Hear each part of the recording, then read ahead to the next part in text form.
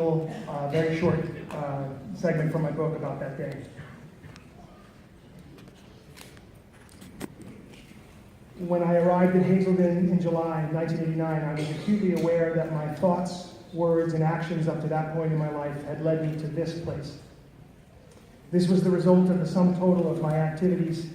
I had failed at life. The idea of going to rehab someday had entered my mind in the previous several years. Several friends had disappeared from my party scene, and later I'd find out that they had gone to this rehab or that rehab. So in the back of my mind, I held this belief that if things got really bad, I could always default to that. The thing that I had feared for all those years was that my life would fall apart, that I would be exposed and have to face myself. Well, here I was at rehab. Everything had fallen apart. What I could not realize in that moment was that I had hit the jackpot.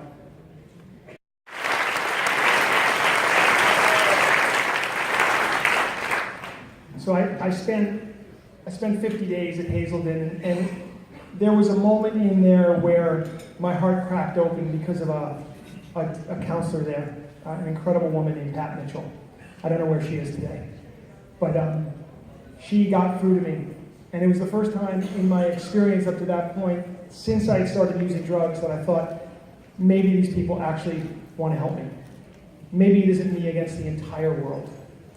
I had a profound experience in those 50 days. I truly was reborn and given a foundation which lasts even today. The gifts of that foundation are with me literally every single day and every breath.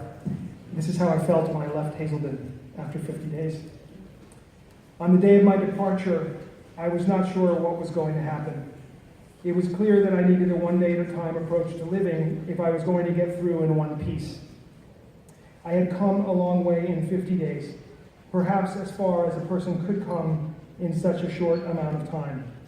My thought upon leaving was that the experience I had just undergone was a gift that everyone should experience at the age of 22 before they go out into the world to live their life. The tools I learned there are with me to this day. It was an invaluable experience. I may not have attended Yale University as the men in my family have done, yet not one of them has been so fortunate as to attend Hazelden as I have.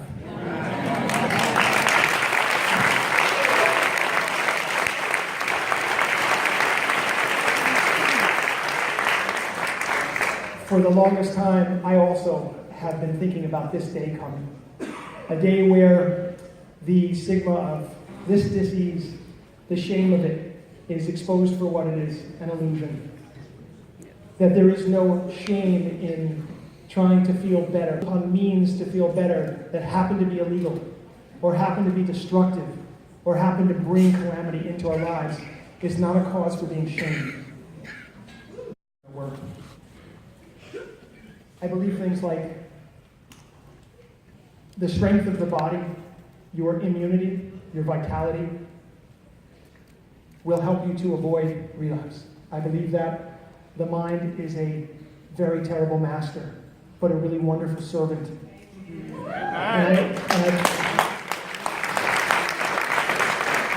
And it just so happens that there are mind-body practices in this world that help us to strengthen the body, build vitality, build immunity, calm the mind, and to live beyond what we even imagined was possible on a path of recovery. It all began for me with the 12 steps. I also honor all paths to recovery.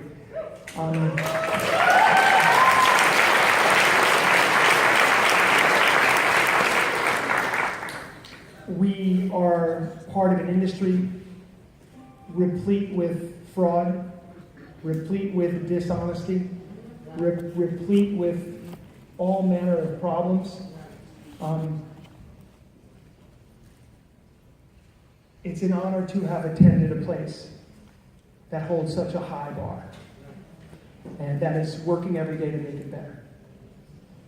And the merger of Hazelden and Betty Ford really has created more opportunity, as I see it, more power, more chance for people out in the world to recover from this horrible, unnecessary disease.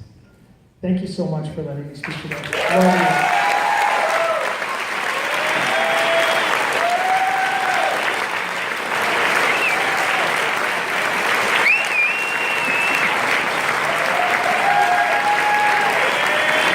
If anybody wants, we have